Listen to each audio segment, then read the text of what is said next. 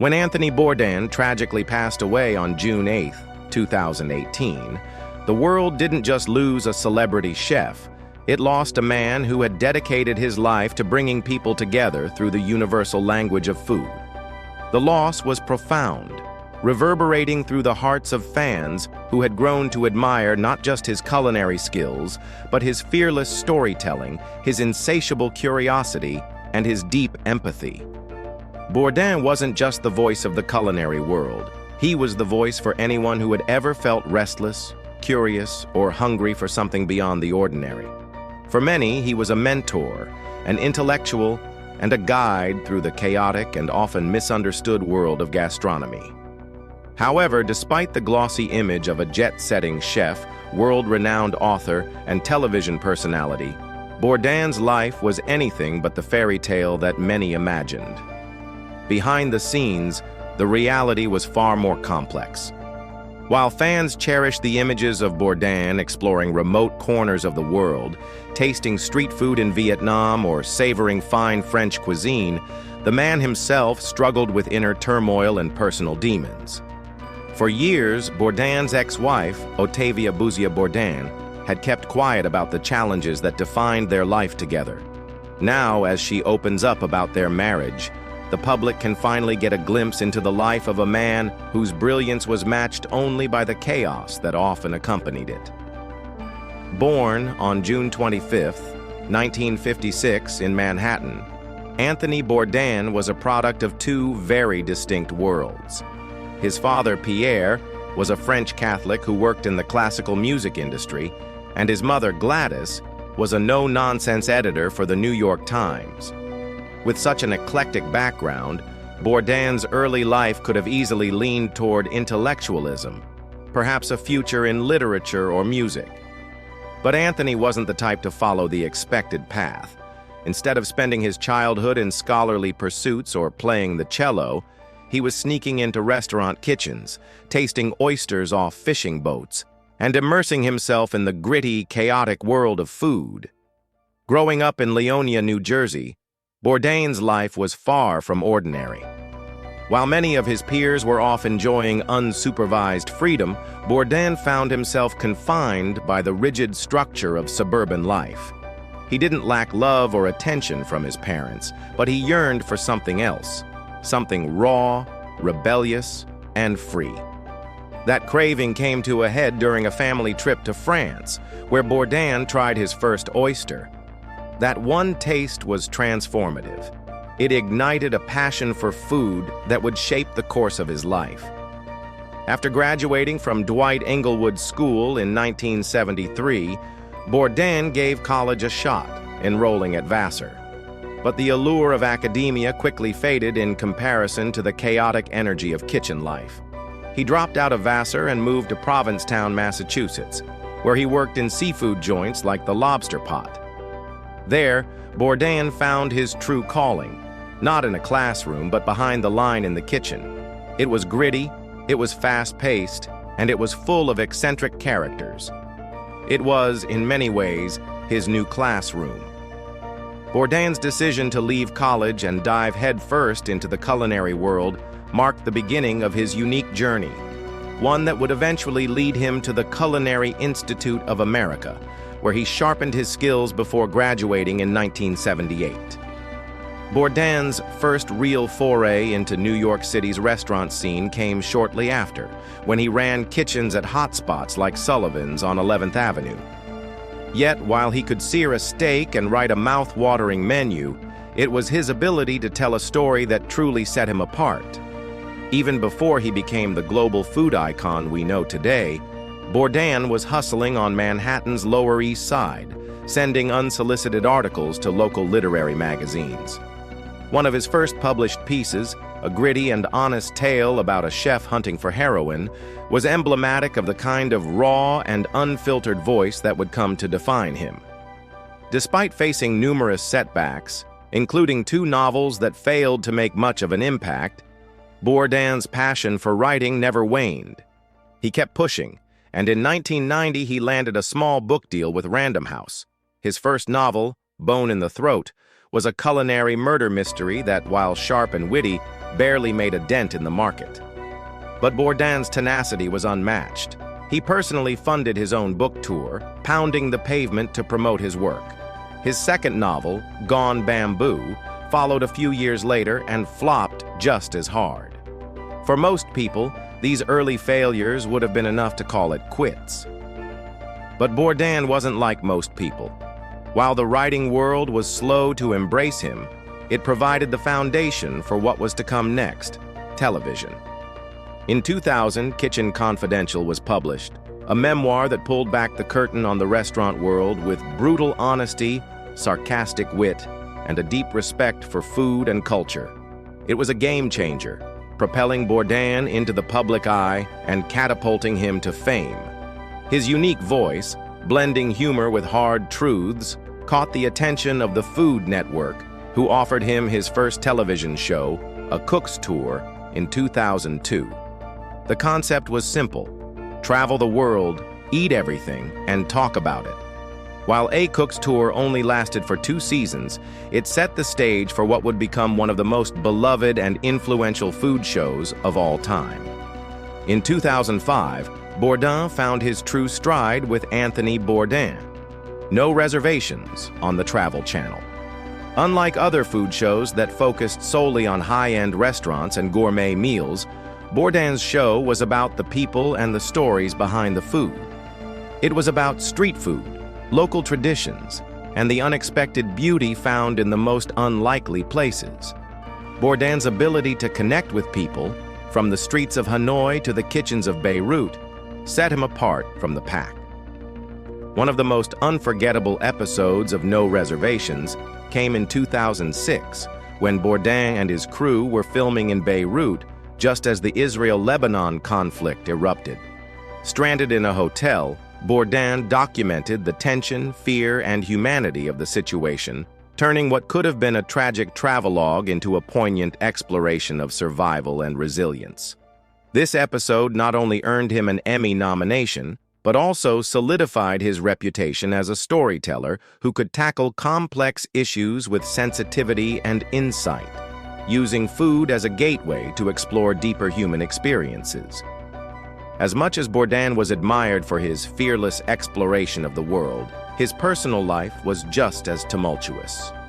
His first marriage to Nancy Putkowski, whom he met in high school, began as a romance steeped in youthful rebellion. They married in 1985, and Nancy stood by Bourdain during the early, struggling years of his culinary career. But as his fame skyrocketed, the cracks in their relationship began to show.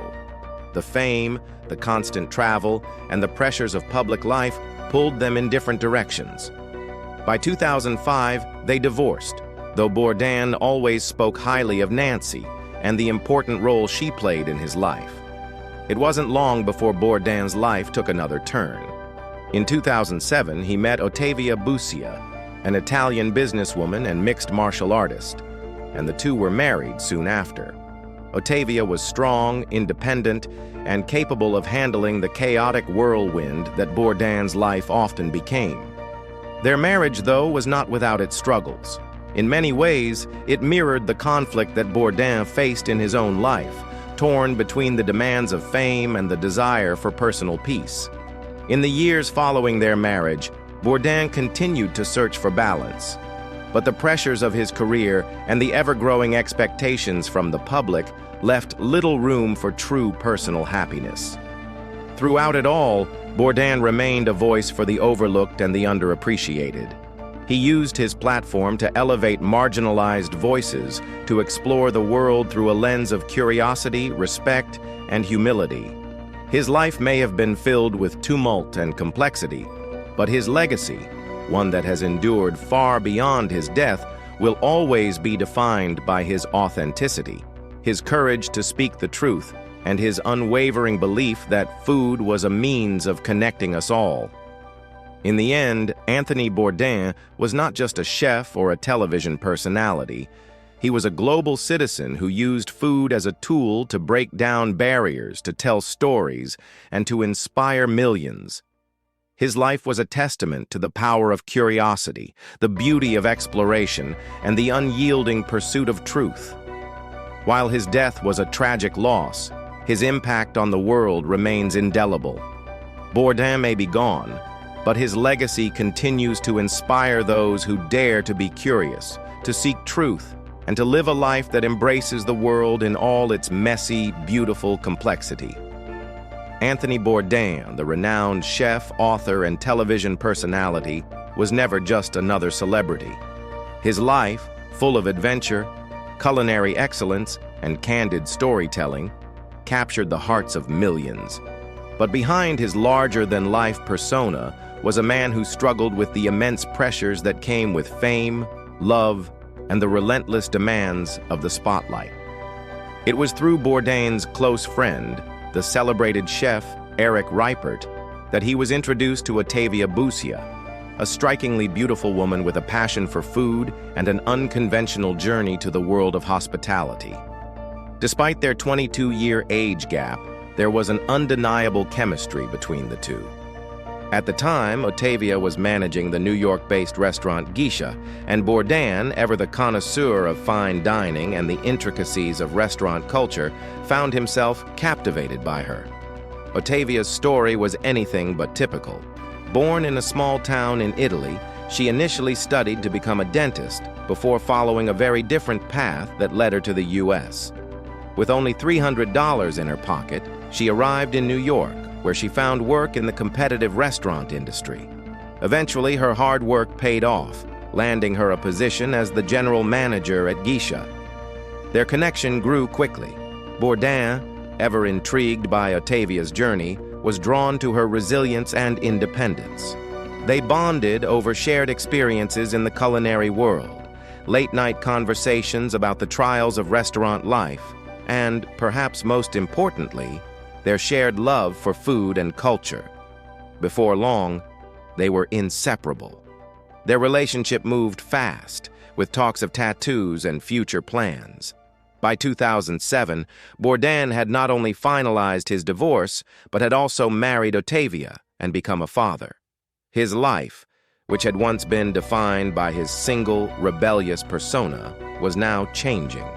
He was a husband and a father, roles that filled him with joy, but also came with new challenges. Despite their deep connection, the realities of their demanding careers weighed heavily on their relationship. Ottavia worked tirelessly at Geisha, and Bourdain's rising fame took him on a whirlwind of travel for his hit TV series Parts Unknown. Bourdain, known for his unfiltered perspective and deep love of culture, had a job that took him away from home for nearly 250 days a year. The constant travel and time apart put a strain on their marriage, which, though rooted in love, was becoming increasingly difficult to balance. Their once simple moments together, discussing the trials of their respective days, began to fade as the distance between them grew. The pressures of fame were becoming all too real for Bourdain, who was no stranger to the cost of celebrity. Though he reveled in his ability to showcase new culinary cultures and deep dive into fascinating global narratives, the spotlight had a way of isolating him. As much as he loved being a father, the demands of his career created a disconnect that he could not ignore. Ottavia, too, struggled with the balance between her work and family life, and in 2016, after years of emotional strain, they made the difficult decision to separate. Just like after his first marriage, Bourdain's separation from Ottavia was followed by a rapid shift in his personal life. The very same year, he found solace in the arms of Asia Argento, an actress and director with a fiercely independent spirit and an equally demanding career. The relationship between Bourdain and Argento was not one that could be described as conventional, but it was passionate. When they first met, it was nothing short of electric. According to his close friend Steed, Bourdain was smitten, comparing his infatuation with her to the excitement of a teenage crush. Their connection was undeniable and deepened quickly, with Bourdain openly gushing about his new relationship in interviews and social media posts. As their romance blossomed, Bourdain became one of Argento's most vocal supporters. He stood by her side as she took a leading role in the Me Too movement, speaking out against Harvey Weinstein's abuse and advocating for women in the entertainment industry. He admired her courage and strength, and their connection grew stronger, built on mutual respect for their careers and shared ideals. However, as with many intense relationships, the pressures of their busy lives, along with the demands of their travel-heavy careers, began to take their toll. At first, they tried to maintain an open relationship, giving each other the freedom to pursue their individual passions. This arrangement worked for a while, but the distance between them grew, and the long stretches apart created a strain that neither could ignore. Still, Bourdain seemed more content than ever with Argento. He spoke openly about how much happier he felt with her in his life, and though he wasn't interested in remarrying, he expressed a desire to live together and find comfort in the simplicity of their connection. But even the best of relationships can face difficult times. What no one anticipated was the emotional turbulence that would eventually lead to Bourdain's tragic death in 2018. His relationship with Argento, which once seemed like a perfect match, began to fall apart. Rumors of infidelity swirled, and Bourdain's sense of betrayal grew, especially when he learned of an affair involving Argento in a hotel that held special meaning for them both. Despite his attempts to reach out and salvage the relationship, Argento's response was distant and cold. The emotional weight of the situation became too much for Bourdain to bear. In the days leading up to his death, Bourdain seemed overwhelmed by a sense of exhaustion and loneliness. Fame, which had once been a source of joy and adventure, now felt like a cage. The very thing that had propelled him to international acclaim now isolated him from the things that once mattered most: his family, his relationships, and his sense of self. His career, which had given him so much, had also taken so much away. The pressures of fame, coupled with personal struggles, left him feeling isolated and adrift. On June 8, 2018, the world was shaken by the tragic news of Anthony Bourdain's death. While filming an episode of Parts Unknown in Kaisersberg, France, Bourdain was found dead in his hotel room by his close friend, Eric Reipert. Bourdain had missed dinner the night before and breakfast that morning, prompting Reipert to check on him. Tragically, he discovered that Bourdain had taken his own life, leaving the world to mourn the loss of one of its most beloved and authentic voices. Bourdain's death was a devastating blow, not just to his family and friends, but to the millions who had followed his career with admiration. His unique ability to connect with people across the world, share the beauty of diverse cultures, and tell stories that resonated with audiences is what made him so special. Yet, behind his public persona was a man struggling to reconcile the pressures of fame with his own need for privacy and connection. Bourdain's life, love, and ultimate tragedy serve as a poignant reminder of the complex nature of fame and its effects on personal relationships. For all the joy it brought him, it also came with a deep cost. His relationships with Ottavia and Asia were marked by passion and connection, but also strained by the demands of their careers and the pressure of living in the public eye. In the end, Bourdain's death left an indelible mark on the world, one that highlights the unseen battles faced by celebrities and the importance of mental health in the face of fame. The death of Anthony Bourdain on June 8, 2018, left the world reeling, not just because of the loss of a beloved celebrity chef and television host, but because it was a stark reminder that even those who seem to have it all, the adventurous spirit, the sharp wit, the ability to connect with millions, can be hiding deep personal struggles. For years, Bourdain had been the epitome of cool, a globe-trotting storyteller who made us laugh, think, and appreciate food in ways we had never imagined. He appeared invincible, a fearless man who had mastered both the kitchen and the world. But his death shattered that illusion, forcing fans and loved ones alike to confront the haunting truth. The brightest stars often burn the hardest. In the aftermath of his tragic passing, the public was left with an even more sobering realization. His struggles, which had been so carefully veiled behind his public persona, were far more complex and profound than anyone had known.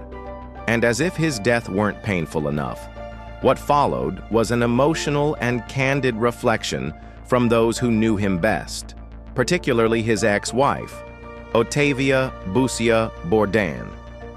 In the documentary Roadrunner, Octavia offered rare insights into their relationship, opening a window into the realities of being married to a man whose brilliance and energy were often eclipsed by the chaos he lived with. Octavia, who had remained relatively quiet about their private life, spoke movingly about the period following their 2016 separation. She recalled the gradual shift she noticed in Bourdain after they parted ways. The vibrant, adventurous man she had once known seemed to grow darker, weighed down by an emotional heaviness that became more noticeable over time. Initially, when Bourdain sought therapy, Octavia felt a sense of relief.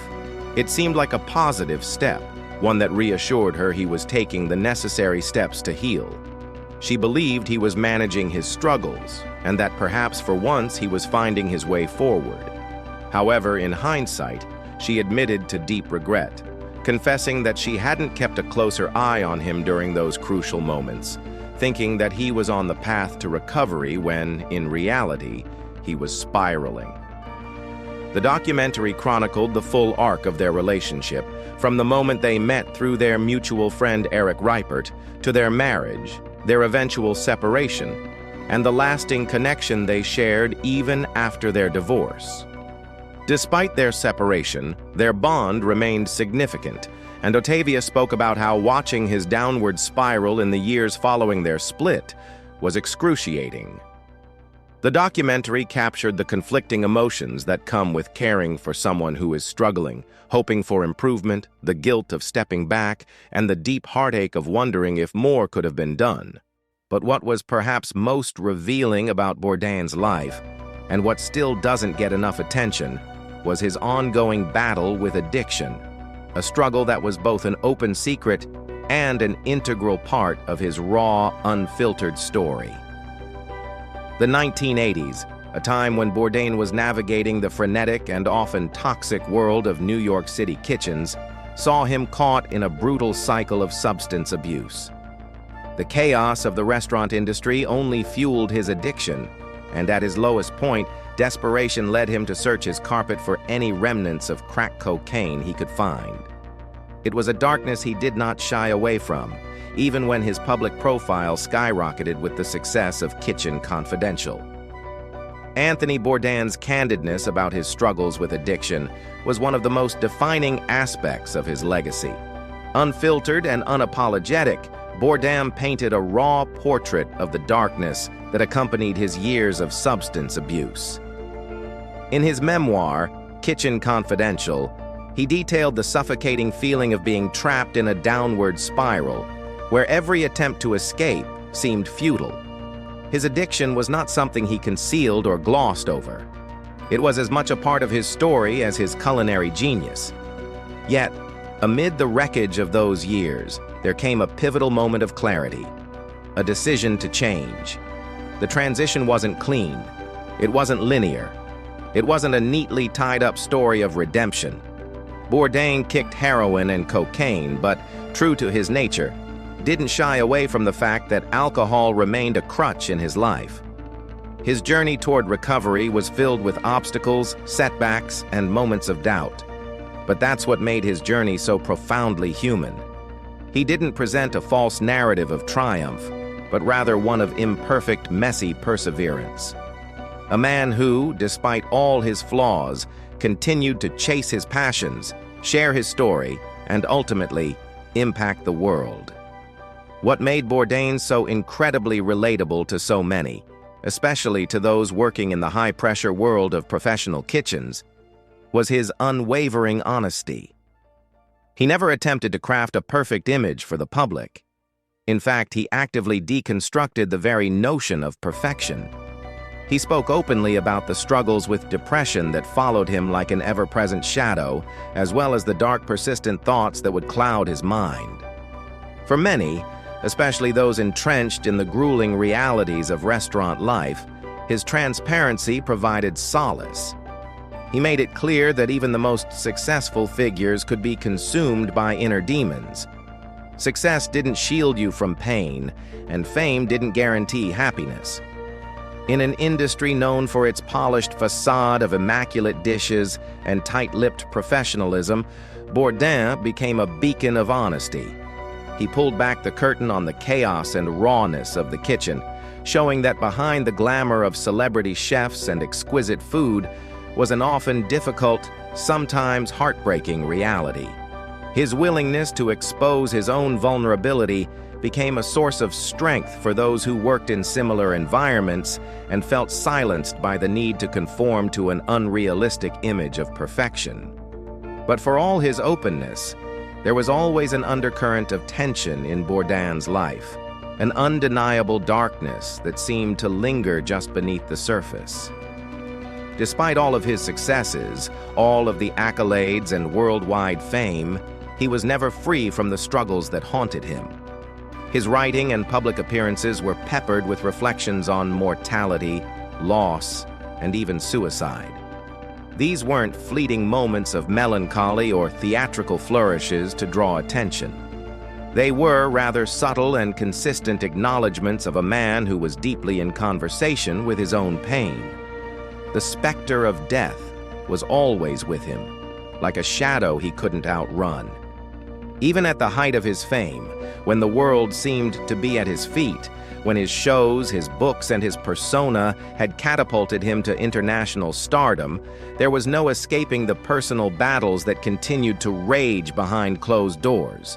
There was always a sense that, for Bourdain, peace and resolution were just out of reach.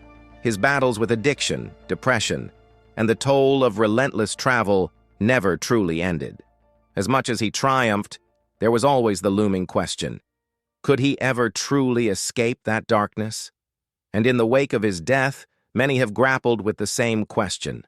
Could anything have been done differently? Could someone have stepped in, had the right conversation, or perhaps been more vigilant to prevent this tragedy? The answers to those questions remain elusive, and perhaps they always will. But what remains irrefutable is Bourdain's profound impact on the world. His openness about his struggles, his willingness to talk about the messiness of life, left a lasting mark on the people he touched. His vulnerability became a source of strength for many who were silently battling their own demons. In a world that often hides its flaws beneath polished facades, Bourdain's honesty was a breath of fresh air. He reminded us that it's okay to be imperfect, that it's okay to show the cracks, and that even the brightest lights are sometimes dimmed by shadows.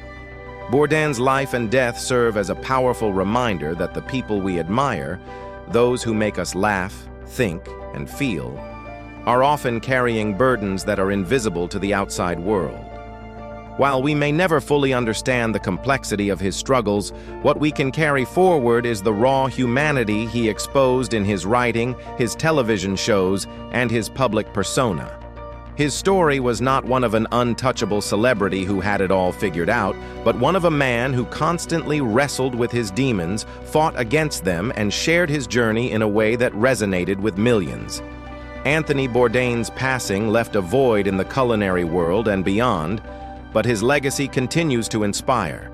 His willingness to be honest, to show us the truth behind the polished celebrity image, has ensured that his story will not be forgotten.